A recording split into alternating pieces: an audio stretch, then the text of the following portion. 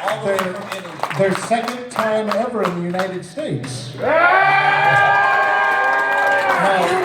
it. And I'm gonna put this on Front Street.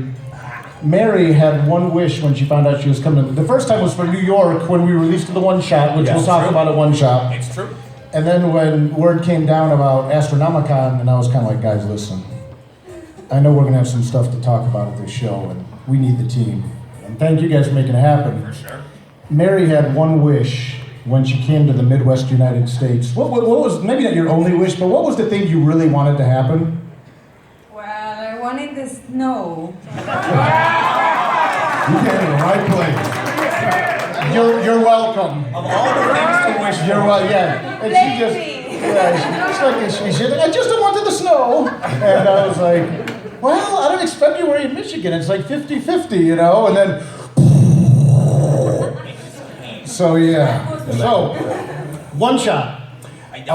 One shot. Yeah. So Mary and Alessandro are the artists. Mary is the illustrator. She does the pencils and inks. Alessandro does the colors and the lettering.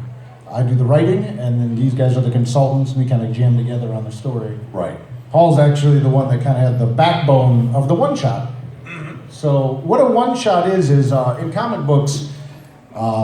You can just kick me if I'm out of turn. No. I want you to. This is the. We want them to understand. You want I want the real everybody. Yeah. No. This is the thing. I want everyone to understand first what it is we're talking about, Right. and then, like I said, we'll get into because I'm not yet to sing the praises of these people down here at the end. You have no idea. This is good. This is gonna be wonderful. Just. I want them to understand what one shot is. This is Right. important. This is important to the story of this book. Yeah, you know, It you're really is. absolutely right. It has a birth, and this is where it starts. Yeah, they didn't know me from Adam. I actually, I usually don't talk about this too much. I grew up in Toledo, so southern Detroit. And we all know that Toledo. Go Mudheads. Yeah, Tony Pacos, man. So sports. I was a music journalist for about 10 years. This gets to the one shot, I promise. All right. We're cool. Yeah. You want a story, you want the inside dirt. You don't want the shit you can just read, the stuff you can just read online. He is a writer. He's a writer. This is what he does. That's right. I weave the You will tape. know. And then I also like string it along for a really long time. But all right. No, so I grew up in I did music journalism for about 10 years. I was a comic book fan, and I used to go to clubs like the Main Event and see this band, House of Crazies. Maybe you heard of them? Yeah. It's insane. I'm not gonna lie, it took a minute, and then when I found out later, I'm like, oh shit, that's Twiztid, you know? And then they, so coming up and working with a lot of the bands and stuff like that, I worked with some of the big bands in that area and stuff like that, and then I eventually migrated from doing music journalism into my true passion of writing comic books.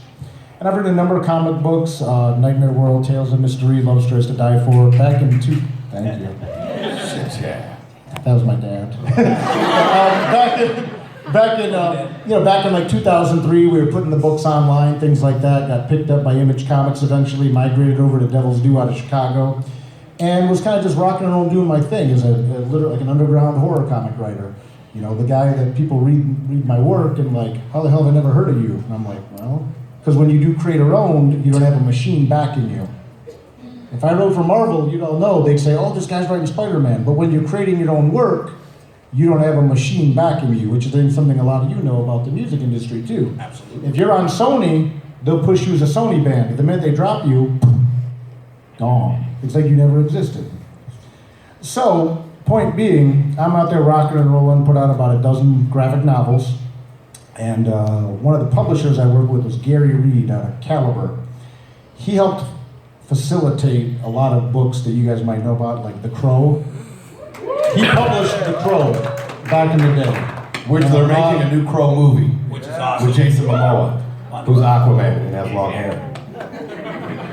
I clap for Aquaman. He needs the claps. He needed. He's a fish after all.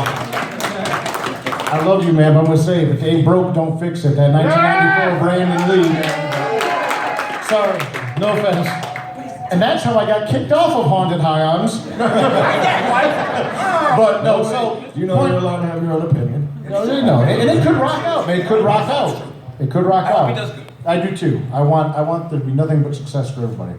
So I wrote a book about writing comics because one of the big things important to me has always been pay it forward, pay it forward. I did a book called Right or Wrong, A Writer's Guide to Creating Comics. Thanks, Dad. You know, I did that book as a pay it forward, and I published it through Gary Reed. Well, Gary, and this is what I'm going to have you fill in a tiny gap here. How did you guys hook up with Gary? Man, I wish George was here. No, to my knowledge, Paul Burke. Paul Burke. Paul Burke, all right. Paul He was Burke a is science has been a great Yeah. friend and associate Behind the to us, scenes. a behind the scenes force in our world. And Paul knew Gary, Yep, yeah, they worked together. and Gary knew you. Right. And we got to talking about this Yeah. idea, and the meeting of the minds came together, Mhm. and through. Yeah, Gary said, like, I know a guy Uh-huh. who did music journalism for years, and he kind of talked to me. He's like, you know about Twiztid? And I'm like, fucking Season of the Pumpkin, motherfucker, man, come on. You know, way back. So, so he goes back to these guys and says, I got a guy, but they didn't know me. You know, I mean, I knew of them through the band, but, you know. We knew of him, we just didn't know him. Right, right. You know what I mean? We have trust issues. Yeah. We legit do. We have issues with letting people become a part of what we do, Yeah. especially Uh-huh. when it's something like that can alter your ego. Well, A person's perception. Your perception. Yeah, and your perception of your brand. Your brand. Thank you. Yeah. Thank you. I was It's trying to like figure I'm a out how writer to or word something. it. You are the writer. There's Yeah. a reason he's the writer. But yes, it's like, yeah, to alter the perception of who we are, and it's like that's very important. So we're very like, hold on, man. Yeah. How fucking legit is this guy? And like, and you know- Gary said like 7 out of 10. Oh so. no, yeah, Gary spoke very highly of him. R.I.P. Gary. So, Real shit. yeah, so Gary, you know, and again, and you know, he told me, and he goes, you get it. And I said, no, I know. I mean, these guys have been hustling on their own for 2 decades. They don't want some, you know, joker to come in and, you know, piss on it. So Paul and Jamie had an idea, and they brought an idea to me for like, well, here's a story we want to do. I think maybe it was going to be like a movie, maybe. Yeah, it was one of the ideas for movies. Just, Yeah, no, it was legit. It was Paul's story. It was like supposed to be. Yeah. Yes. Yeah, like a movie. Yeah, and they brought it to me, and then Gary said, well, you know, do what you do. And I just went, I got this. And I wrote it, and I passed it on to Gary, who passed it on to George, who passed it on to you. Yep. And you guys read it, and then they were just like, We were like, he's pretty fucking close. I was like, I mean, with dialogue exceptions here and there, but Yeah. you fucking nailed it. Right. It was like, yeah, and that was the thing. It was like getting the mannerisms of us. Right. You know what I mean? That was, I think. But he never met us. So. And that was Right. great. It was like you almost had us spot on. It was just a mixture of like, you know, give me some things that you guys, how you banter and Right. your lingo and whatever. yeah, so Big got to the point, I'm like, look, when you guys are playing, I'm just going to come sit backstage and just watch. And I look like For real? I look like a creeper. I'm just sitting there like looking, and they're looking at me, and I'm looking at them, and once in a while I'm just like, And then you heard. yeah. And then he writes down again randomly farts. Yeah. No, And he sniffs them. why is he doing that? No, but it's awesome to see someone else's creative process. Everyone is Right. different, and that's Dirk's, and that's cool with how he works. Yeah, and I so- think that's Right. refreshing. I think that's cool. Not a lot of people Right, do that. that you weren't like, okay, Yeah. what do you want this to be about? How should I write you? Right. It was, we you were like like- that. Put Yeah. it in your hands and For see sure. your interpretation. I was a creeper, basically. Yeah. I was just sitting backstage at shows, just But a watching. professional creeper, Yeah, well, a yeah. talented professional creeper. That's Mike. why I wear all black. I just kind of bend in, blend in, you know. There's But a reason he's always ninja. but yeah. He's a goddamn Magic.